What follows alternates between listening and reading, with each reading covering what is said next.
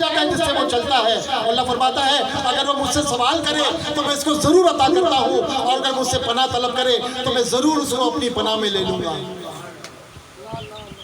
اب دیکھیں یہ جو انبیاء کا, اولیاء کا جو مقام اتنا بلند ہوتا ہے, اس کی وجہ یہ ہوتی ہے کہ وہ اللہ کے فرائض تو ادا کرتے ہیں لیکن پھر وہ نوافل بھی ادا کرتے ہیں.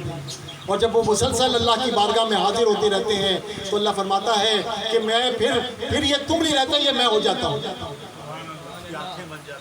لیکن اللہ تبارک و تعالیٰ نے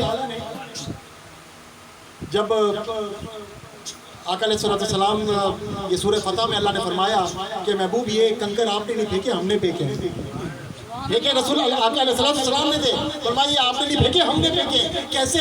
یہ اللہ فرماتا ہے میں آپ کے ہاتھ بن جاتا ہوں. تو جس کے ہاتھ اللہ بن جائے اور جب وہ دعا مانگے تو کہ اللہ تبارک و تعالیٰ دعا قبول نہیں کرے گا. جس کی زبان اللہ بن جائے اور وہ زبان سے دعا نکالے تو کہ اللہ تبارک و تعالیٰ دعا قبول نہیں کرے گا. اور اللہ تبارک و تعالیٰ دعا قبول ہی اس کی کرتا ہے جو اللہ تبارک و تعالیٰ کا مقرب ہوتا ہے, کیونکہ اللہ تبارک و تعالیٰ اپنے مقرب بندوں کی بات کو ٹال نہیں سکتا, ٹالتا ہی نہیں. اور اگر کوئی دعا قبول نہ ہو تو اللہ تبارک و تعالیٰ اس دعا کو کسی آگے مقام کے لیے, تمہاری بہتری کے لیے رکھ چھوڑتا ہے. اور اب ایک بالکل آخری بات,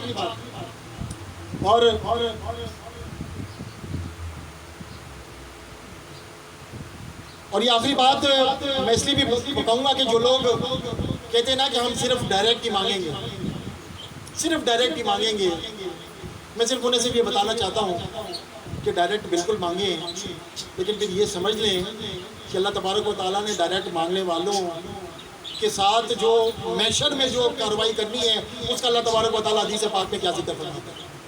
حدیث پاک میں آتا ہے, اور یہ بھی بخاری شریف کی حدیث پاک ہے, پھر میں دوبارہ بتاؤں, بخاری شریف کی حدیث پاک کہ میدان محشر میں لوگ جمع ہوں گے.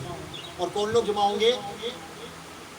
جب سے دنیا بنی ہے اور جب قیامت آئے گی اس وقت تک جتنے لوگ ہیں سب کے سب جمع ہو جائیں گے. سخت مشکل کا عالم ہوگا, سورج سوا نیزے پر ہوگا, گرمی اتنی ہوگی کہ لوگوں سے برداشت نہیں ہوگا, اللہ تش کے نعرے لگ رہے ہوں گے, لوگوں سے برداشت نہیں ہوگا. لوگ چاہیں گے کہ حساب کتاب شروع ہو جائے. اب سوچیں گے کیا کریں, تو سب مشورہ کریں گے کہ آؤ جو ہمارے باپ ہیں حضرت آدم علیہ السلام, ان کی بارگاہ میں جاتے ہیں, ان سے کہتے ہیں کہ وہ اللہ سے دعا کریں, اللہ سے دعا کریں کہ حساب کتاب تو شروع کریں. تمام کے تمام جائیں گے, حضرت آدم علیہ السلام کی بارگاہ میں حاضر ہوں گے. حضرت آدم علیہ السلام انہیں فرمائیں گے آج کا دن میرا نہیں ہے. فرمائیں گے اذهبوا الی غیری, کسی اور کی طرف جاؤ. فرمائیں گے اذهبوا الی نوح, حضرت نوح کی طرف جاؤ, آج کا دن میرا نہیں ہے. وہ تمام جمع ہوں گے, حضرت نوح علیہ السلام کے پاس جائیں گے. حضرت نوح علیہ السلام کو فرمائیں گے اذهبوا الی غیری, آگے جائیں گے حضرت ابراہیم کے پاس جائیں گے علیہ السلام, اور آگے جائیں گے حضرت موسیٰ علیہ السلام کے پاس جائیں گے. سب آگے بھیجتے رہیں گے, سب آگے بھیجتے رہیں گے, یہاں تک کہ حضرت عیسیٰ علیہ السلام کے پاس آ جائیں گے. حضرت عیسیٰ فرمائیں گے میرا بھی دن آج نہیں ہے. ارے ان کے پاس چلے جاؤ جو رحمت للعالمین ہیں. جب تمام کے تمام جمع ہو کر آقا علیہ السلام کی بارگاہ میں حاضر ہوں گے تو آقا علیہ السلام نہیں فرمائیں گے میرے پاس کیوں آئے ہو, آپ فرمائیں گے انا لہا, ہاں آج کا دن میرا ہے, میں ہی اس کے لیے ہوں. پھر آقا علیہ السلام سجدے میں گر جائیں گے اور شفاعت کے لیے دعا فرمائیں گے. تو اللہ تبارک و تعالیٰ فرمائے گا اے محمد اپنا سر اٹھائیے اور شفاعت کیجئے, آپ کی شفاعت قبول ہوگی اور سوال کیجئے آپ کو عطا کیا جائے گا, اور اس کے بعد پھر حساب کتاب شروع ہوگا. اور یہی وہ مقام محمود ہے جس کی ہم اللہ تبارک و تعالیٰ سے دعا کرتے ہیں نا اذان میں کہ اللہ ہمارے آقا کو مقام محمود عطا فرما کہ اس دنیا میں کوئی آقا کو مانے نہ مانے, ارے روز حشر آقا کو مانے گا ہی, کیونکہ تمام اسی بارگاہ میں حاضر ہوں گے اور وہی بارگاہ شفاعت کی بارگاہ. اب دیکھ لیں اللہ تبارک و تعالیٰ محشر کا قصہ آقا علیہ السلام بیان فرما رہے ہیں کہ لوگوں نے ڈائریکٹ کی کوشش کر لی لیکن ڈائریکٹ کچھ نہیں ہوا, وسیلے سے بھی کوشش کر لی لیکن وسیلہ پھر کس کا قبول ہوا؟ وسیلہ ان کا قبول ہوا جو وسیلوں میں سب کے زیادہ اعلیٰ ہیں, سب کے سردار ہیں, سب کے رہنما ہیں, اور اس وسیلے سے اللہ تبارک و تعالیٰ اگلے پچھلے گناہوں کو بھی معاف فرماتا ہے.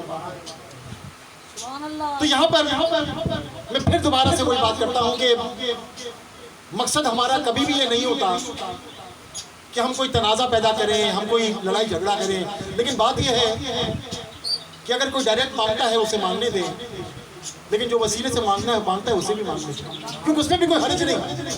اور دیکھیں میں نے تمام کے تمام قرآن و حدیث کی روشنی میں نے کسی عالم کا قول نہیں لایا، کسی ولی کے قول کو میں نے یہاں پر شامل نہیں کیا، حالانکہ وہ بھی بے شمار ہیں، لیکن زیادہ معتبر قرآن ہے اور پھر اللہ تبارک و تعالیٰ کی محبوب کی حدیث پاک۔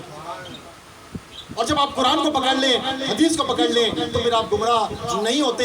لیکن بات یہ ہے کہ اللہ فرماتا ہے یضل بہ کثیرا ویہدی بہ کثیرا، اللہ تعالیٰ ان قرآن پاک کی حدیث آیات سے بھی لوگوں کو ہدایت بھی عطا کرتا ہے اور گمراہ بھی ہو جاتے ہیں۔ لہٰذا یہ قرآن پاک اور حدیث کا جو سبق ہے یہ سیکھنا بھی اسے چاہیے جو عالم بالعمل ہو، جو ایسا عالم ہو جو کہ شریعت پر عمل کرتا ہو، جو شریعت کو سمجھتا ہو۔ ورنہ میں نے ایسے بھی لوگ دیکھے ہیں، ایسے بھی پیر دیکھے ہیں جو کہتے ہیں کہ ہماری نماز تو کوئی اور ہوتی ہے، ہم تو وہاں پر نماز پڑھتے ہیں، ہم یہ عام نمازیں نہیں پڑھتے۔ ارے جو نماز آقا علیہ الصلوۃ والسلام نے نہیں چھوڑی، کیا وہ نماز اگر کوئی پیر چھوڑ دے تو کیا ہم اس پہ اعتبار کر سکتے ہیں؟ صرف ہمیں ان لوگوں کے ساتھ اپنا ناطہ جوڑنا ہے، اپنی نسبت پکی کرنی ہے جو شریعت کے پابند ہیں، جو شریعت کو چھوڑتے نہیں، اور جو وہ شریعت کو نہیں چھوڑتے تو اللہ تبارک و تعالیٰ بھی ان کو نہیں چھوڑتا۔ دعا کریں اللہ تبارک و تعالیٰ جو ہم نے تمام گفتگو کی، اللہ تبارک و تعالیٰ ان کو سمجھ کر ان پر عمل کرنے کی توفیق عطا فرمائے۔ اللہ تبارک و تعالیٰ ہمیں قرآن پاک کے نور سے ہمارے دلوں کو منور فرما دے۔ اللہ پاک ہمارے دلوں کو عشق مصطفیٰ سے منور فرما دے، کیونکہ یہ دو چیزیں آ گئی نا، قرآن کا نور آ گیا اور عشق مصطفیٰ اگر دل میں بس گیا تو پھر چانسز یہ ہیں کہ آپ کو گمراہی اور بدعقیدگی نہیں پڑتی، پھر آپ انشاءاللہ تعالیٰ راہ راست پر ہوں گے، اور جب آپ راہ راست پر ہوں گے تو آپ کی دنیا بھی ہے اور آپ کی آخرت بھی ہے۔ وآخر دعوانا ان الحمدللہ رب العالمین۔